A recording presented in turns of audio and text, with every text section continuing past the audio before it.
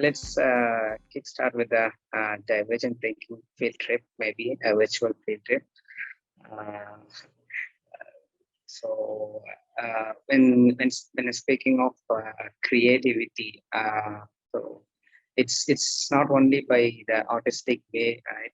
So it's a sort of creative thinking uh, process, or we'll all be doing every day, maybe at work or at home with playing with the kids, or at work we'll be doing some creative thinking workshops to uh, identify a specific solutions for a problem and things.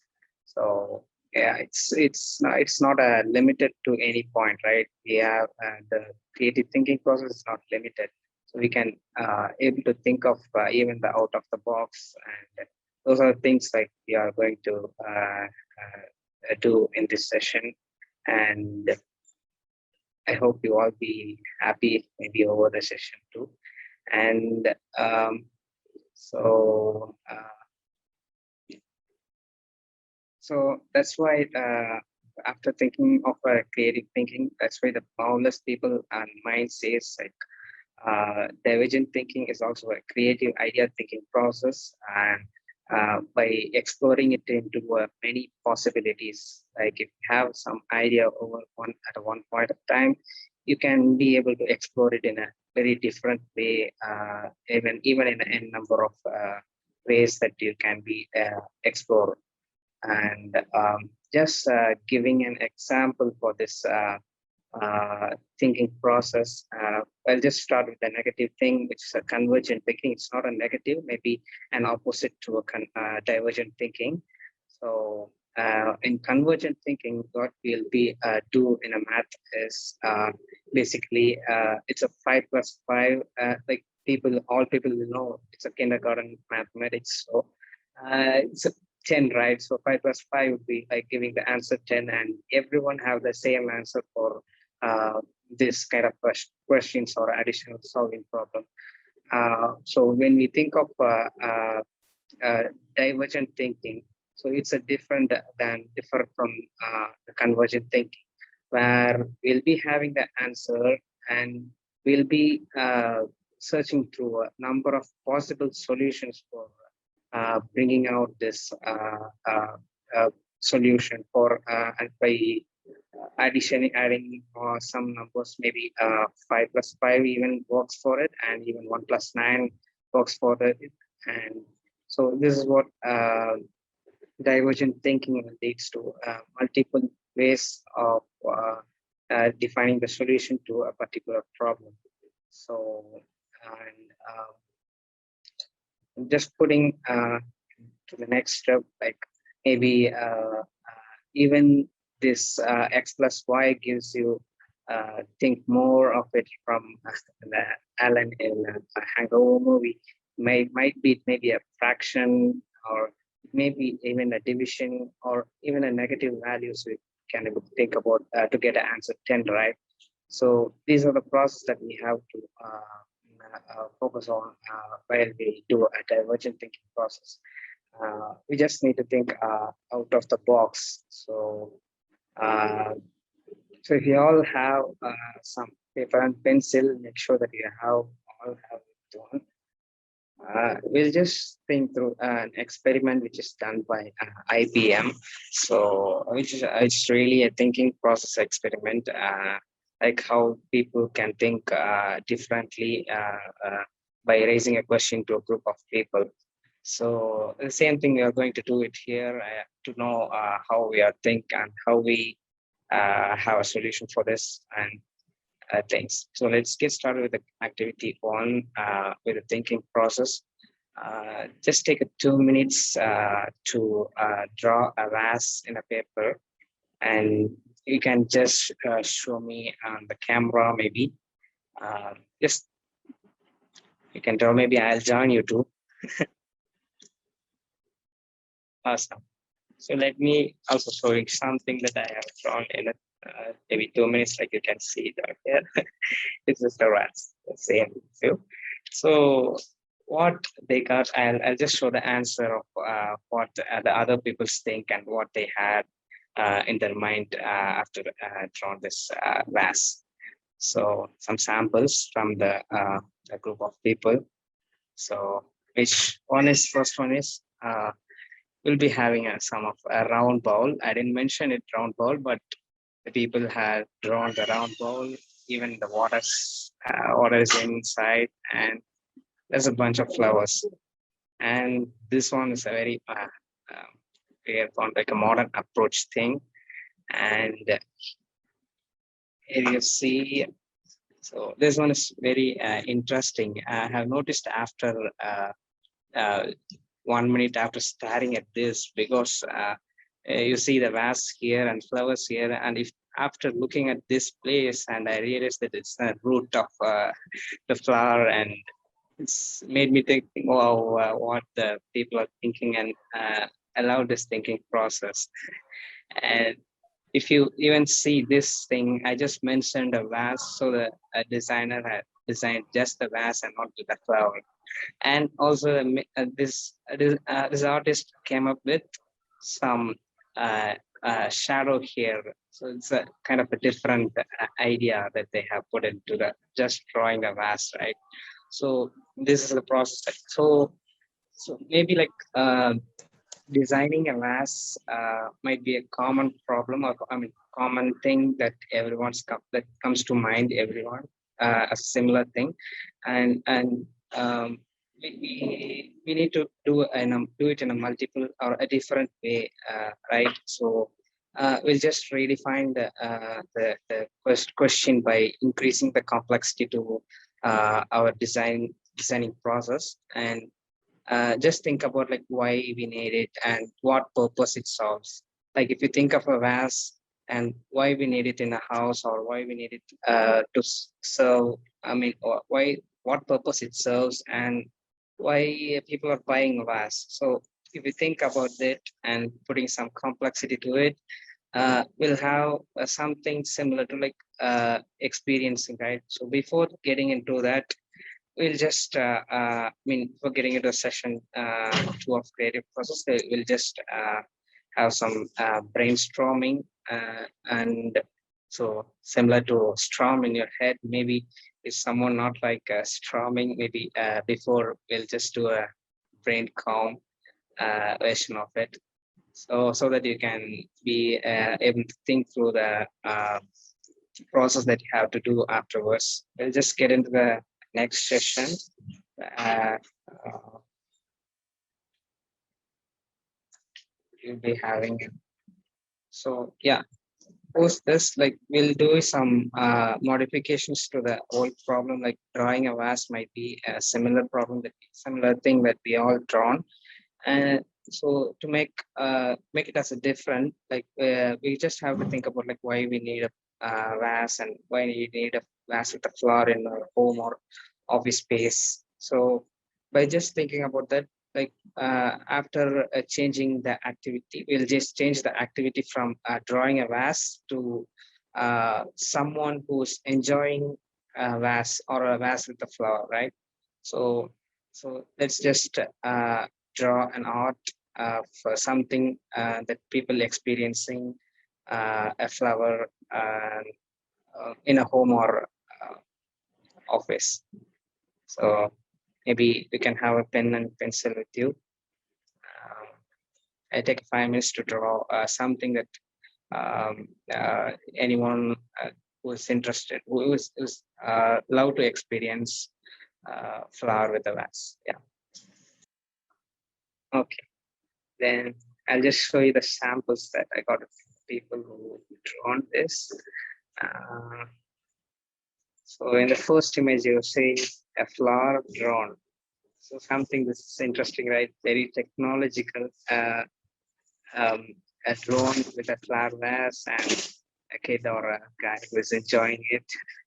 And something this really fell in maybe to a heart, that guy receiving a flower from the dog, and something that's related to maybe this is a wedding or something, that he's taking a selfie of flowers around him. And this is one thing that I really liked it. So it is experiencing a flower in a bathtub. So it's very cool, right? Very interesting thing that the people had drawn, and such kind of creativity like leads to uh, very creative thinking mind. And so, so what exactly which or everything comes to the means we have to think out of the box. So, so what can happen when we think out of the box is only way to catch creative ideas from there. So uh, when we are inside the box, we just know what's inside, and what are the things that we need to explore is only in outside of the uh, box, right? So you just need to get discomfortable with the comfortable. I think so. And back to the Divergent series, I just made some statement where uh, digging a deep into the problem by asking questions, which leads to new possibilities of a way of thinking. So, um, and so and also Einstein once said that imagination is more important than the knowledge, right? So then this is a great quote from the Albert Einstein. So maybe we have watched Game of Thrones. It'll be like if Einstein say that something like knowledge is important. I mean, imagination is important than knowledge, but not really say that, like, knowledge is power and power is power. Maybe power is equal to work divided by elapsed time. Maybe, and we are going into the math now. We'll just get out of that, and what really we'll just figure out like what really a knowledge is. So when we think of knowledge, it's something that someone has invented or founded already, right? When we think of a knowledge, it's something that already been known by a creator or who bring the things to the world, right? So I'll just show you an example, like how this knowledge works and how it's different from the imagination thing. So when I was a kid, I was been playing this Super Mario game. You're seeing this, right? So this is a level 2 game. When I first finished this game, this level has only a 32 levels, and so after I got frustrated by completing, I finished this game and there are no more levels, and I got worried about this game. So, and while I was playing again this game, so I'm just if you see here, there's a one prana plant, right? So maybe a bug eating plant, we call it in English. And so if you go near to it, it will bite you. But but the Mario can kill it, right? So so what I did was I killed this plant and I went inside. But most of the people or kids don't know about the secrets in the game, right? So if you go into this tunnel, it will land up to a new level. So after then, I got realized that the Mario game has a 8 world, and each world consists of two level. That's 256 levels. So this is all based on the game designers thinking. So this is like book suggestions just from my side. Uh, uh, uh, like thinking like how we can think like a game designer and things. So was this? Yeah, and also this is an experiment which is done by NASA, which is an imaginative thinking test for a group of age people. if you see in the left-hand side, they segregated into 4 to 5 years each and separate, and 10 years each in a separate view, and 15 years each to another uh, segment. And by conducting the imaginative thinking test, they got this unacceptable result.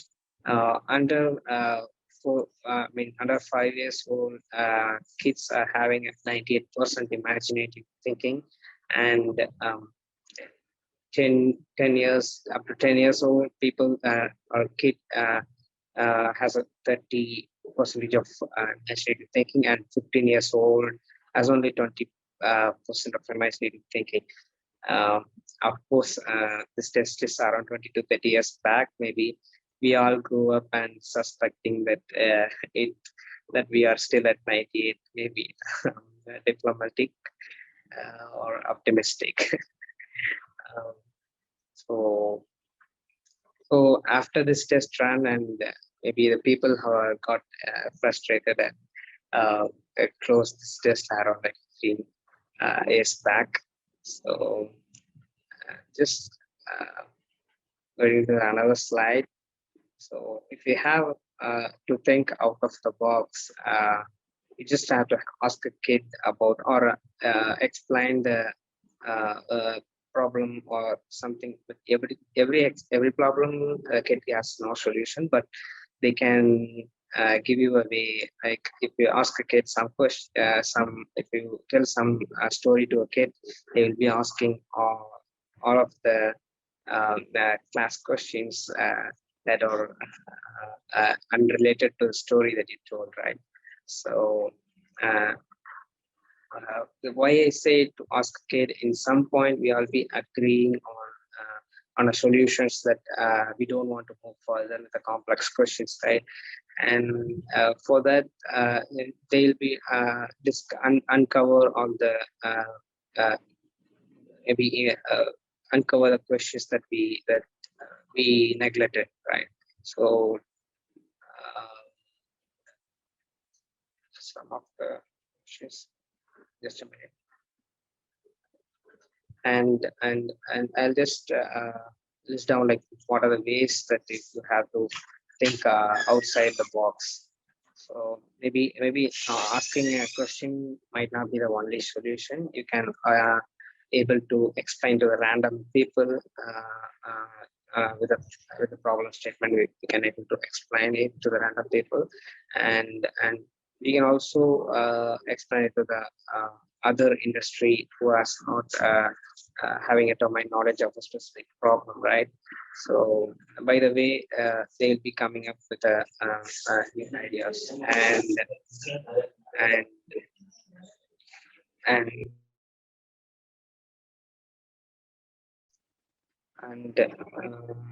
and also writing down maybe leads to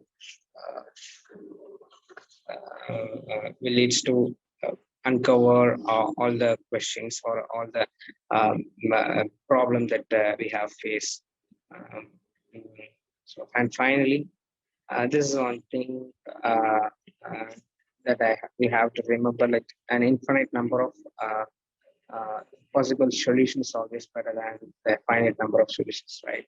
So this is where the divergent thinking comes in, right? So and thank you, and this is a bit of short meeting for about divergent thinking. And thank you. If you want to get in touch with me, like, you can get onto the Instagram page